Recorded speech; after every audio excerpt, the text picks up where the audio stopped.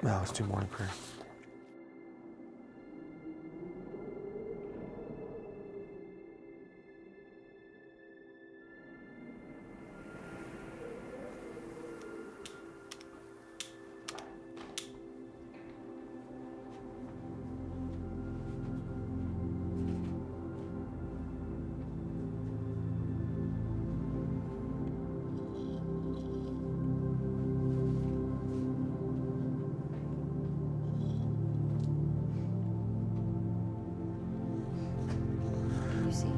Yeah, I see fine. In the name of the Father, the Son, and the Holy Spirit, amen. Oh God, be merciful to me, a sinner.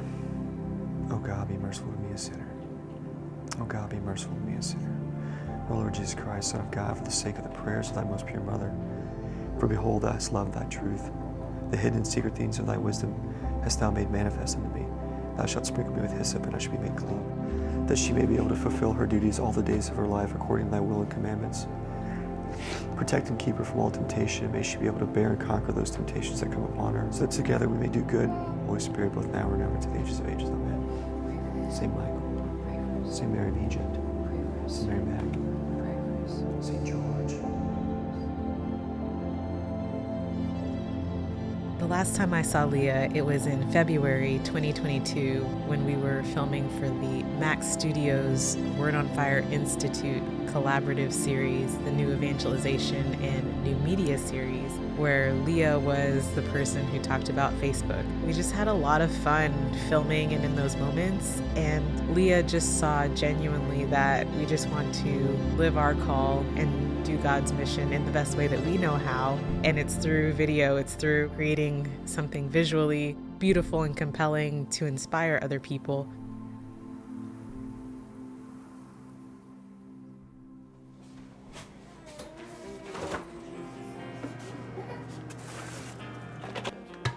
That's for Mom. I don't think he's feeling very good. I've got to fix the axe throw, paint a sign on the back of the machine shed, or I thought we were gonna have that lady down the road. Well, yeah, that costs money. You guys don't have So I'm that. trying to figure out how to do it without spending money. I get her homeschooled today. Get the kids learning how to read, so they can read the chore list. Back in 2020, Ricky and I sat down and we asked ourselves this very terrifying question: are you happy? Do you think that we're living the life that God actually wants us to live? Are we doing everything we can to raise saints? We actually would love to be in a place where our kids had more space. And then for me, I was born and raised on a farm. I love the fact that I had all this quiet time, and I would be walking in the pastures and I would be talking to God. And Ricky even reminded me, you always talk about how great it was living on a farm. Like, why was it so great? Being away from the hustle and bustle of big cities has a lot of beautiful benefits. As we arrived on the farm, I had a lot of questions. Going from a city where you have access to so much to going to a farm for not only you and your spouse, but for kids who, I'm about to have a third baby. So can you make life simpler by going back to the basics? And what does that look like to reset everything? It's been a hard shift, but it's been a good shift. And I found that anything that's hard in life usually ends up being a better way to live. Oh, good morning, pigs. Good morning. You don't just hear about it through the gospel. You're doing it and you see it. You see how plants grow. You see your soil. You see that God gave us soil and that the soil is alive, and that how we feed the soil and nurture the soil makes a difference in how the plants will grow. All these things, they really come to life on a farm. I started with chickens and then pigs, and animals take a long time to scale up to make a living. I knew I wanted a farm. I knew that I wanted to find a way to make money independently of an employer. Agri-tourism. So we thought, what about a pumpkin patch? So we have this dream to be pumpkin farmers. We have to plant 3 acres of pumpkins. to get ready for this pumpkin season that we're now yielding those fruits from. Didn't exactly see that coming down the pipe, but here we are. We kept hearing Leah and Ricky tell us about this event, kind of the culmination of all their hard work week to week. Before this said pumpkin days, before we had that, we had agri-tourism. Our dreams were creating a space for families to come to our farm to have time together.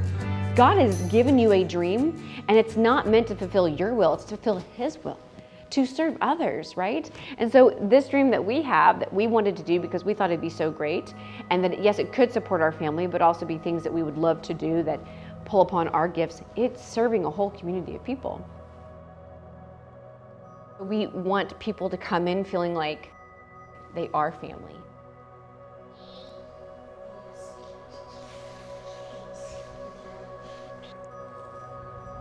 A year ago, you guys were living in the suburbs of St. Louis. How has defining or refocusing your life shifted the way you view vocation? When I was living in the city, it seems like my whole life was focused around what is the next thing I can purchase and buy to make my life more convenient and easier. Your life kind of shifts. Your cycle and your kind of what you do throughout the day shifts from, I would say, a entertainment consumer focus to a labor producer focus, and then just being closer to what God's given us in His creation.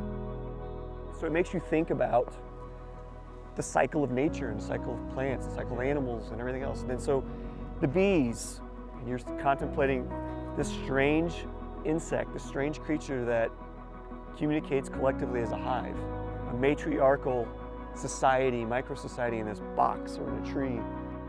For me, at least, it makes me contemplate and just seeing God's handiwork. I was aware of the immensely difficult mashup of the grind and the beauty. It's not easy. The days are long. There's a lot to do. There's a lot to be done to prepare for Pumpkin Day. But even when all of that is happening, there's still that stillness when you're on the land.